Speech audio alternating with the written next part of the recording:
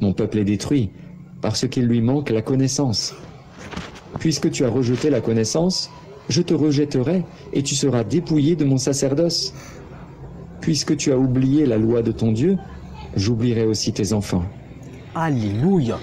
Le peuple de Dieu est réduit parce qu'il manque de connaissance. Le peuple de Dieu est réduit parce qu'il manque la connaissance. Mais nous voyons aujourd'hui des personnes ont la connaissance. Mais nous nous posons la question à savoir pourquoi ils sont encore en train de périr. Bien que la connaissance est devant nous, bien que la connaissance est sous nos yeux, le peuple est encore en train d'être réduit par manque de connaissances. Alléluia. Aujourd'hui, nous allons aborder ce qu'on appelle le baptême. Le baptême est une chose fondamentale pour le salut de tout un chacun. Et donc, le baptême doit se faire selon la parole du Seigneur Jésus-Christ. Le baptême doit se faire selon le modèle de Jésus-Christ. Alors, le baptême donc est une chose très fondamentale. Le peuple d'Israël a été baptisé en communion avec Moïse. C'est-à-dire tous sont passés par le baptême. C'est-à-dire avec Dieu, tous ceux qui marchent avec lui doivent passer par le baptême. Le baptême est une alliance aussi qui nous lie avec Dieu. Prenons très rapidement ce qui concerne le baptême. Dans le livre de Matthieu 3, là-bas, à partir du verset 5, le peuple d'Israël venait près des gens pour être baptisés, ils confessaient leurs péchés et ils se faisaient baptiser dans le Jourdain. Ici, on ne pourra pas dire que le Jourdain était le seul lieu qui devait être considéré comme un lieu de baptême, mais la nécessité était d'avoir beaucoup d'eau. C'est pourquoi nous pouvons lire dans le livre de Jean 4, on dit qu'ils baptisaient là-bas parce qu'il y avait là-bas beaucoup de l'eau. Alléluia.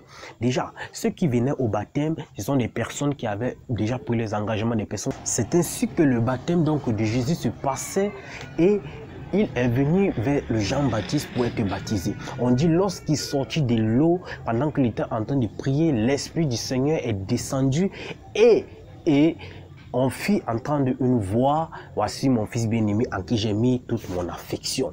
Déjà, quand un chrétien respecte ces conditions, c'est quand il va du baptême directement d'une manière spirituelle. Le Seigneur t'appelle, voici mon fils. Il t'appelle fils parce que tu as obéi à cela. Déjà, en ce temps, le nom en qui Jean-Baptiste pouvait baptiser n'était pas encore révélé. C'était encore d'une manière secrète parce que Jésus-Christ n'avait pas encore été glorifié. Mais Jésus-Christ lui-même, il dit allez dans tout le monde entier, Matthieu 28, verset 20, faites-les des disciples et enseignez-les tout ce que je leur ai prescrit en les baptisant au nom du Père, du Fils et du Saint-Esprit. Il faut noter que le Seigneur Jésus-Christ parlait encore aux apôtres en parabole. Alors c'était l'une des paraboles que le Seigneur Jésus-Christ avait parlé aux apôtres. Et plus tard, avant cela, Jean 15, le verset 26 et Jean 16, le verset 26, il dit, viendra le consolateur, c'est lui qui vous enseignera tout. Le Saint-Esprit vous enseignera tout. Dans Acte 2, le verset 38, il dit, repentez-vous et soyez baptisés au nom de Jésus-Christ. Les mêmes apôtres à qui Jésus avait dit, soyez baptisés au nom du Père, du Fils et du Saint-Esprit, ce sont les mêmes apôtres qui ont baptisé au nom de Jésus-Christ.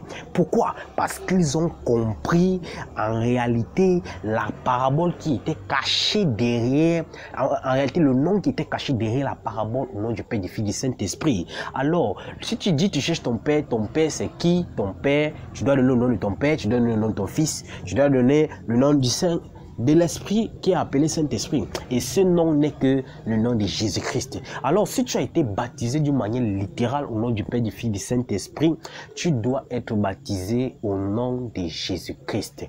Alléluia. Gloire à Jésus-Christ. C'est pourquoi Colossiens nous fait comprendre que, Colossiens 3, si j'ai bonne mémoire, que quoi que vous fassiez, Colossiens 3, verset 17, en action ou en parole, que vous fassiez, faites-le au nom du Seigneur Jésus-Christ. Alléluia. Le baptême est un engagement du monde conscience selon 1 Pierre 3, le verset 21. Ce n'est pas une purification de la chair, mais c'est un baptême de réconciliation avec Dieu qui nous sauve aussi. C'est un engagement du monde conscience qui nous sauve aussi de nos péchés. Le baptême, en réalité, est aussi mourir et ressusciter en Christ. Le baptême nous lie à la mort et à la résurrection de Jésus-Christ. Selon le Romains 6, le verset 3, 3 à 4. Alors celui qui n'a pas reçu le véritable baptême n'est pas encore dans la mort et dans la résurrection du Seigneur Jésus-Christ. Il doit être baptisé selon les normes. Gloire à Jésus-Christ. Alors mon frère, ma soeur, si tu as été baptisé d'une manière incorrecte, il vaut mieux refaire ce baptême. Si tu as été baptisé sans même connaître qu'il y a eu un Saint-Esprit, sans même connaître en réalité qui est Jésus, parce qu'en réalité, il faut connaître qui est Jésus, il faut le recevoir. Avant de le recevoir, il faut d'abord le connaître, puis maintenant, recevoir le baptême en Jésus-Christ. Il y a des personnes qui n'avaient pas su qui était le Saint-Esprit, qui était Jésus-Christ. Et c'est pourquoi l'apôtre Paul avait pris le temps de les parler que, en réalité, voici. Et toutes ces personnes, dans Acte 19, ont été rebaptisés, ont été baptisés maintenant au nom de Jésus-Christ. Et puis l'apôtre les a imposé les mains afin qu'ils eussent reçu le Saint-Esprit. Alors le baptême est la chose fondamentale. Alors mon frère, ma soeur, si tu n'as pas reçu le baptême selon les conformités, tu es appelé à te baptiser d'après les règles. Que la grâce et la paix de Jésus-Christ soient avec vous tous. Soyez bénis au nom de Jésus-Christ de Nazareth.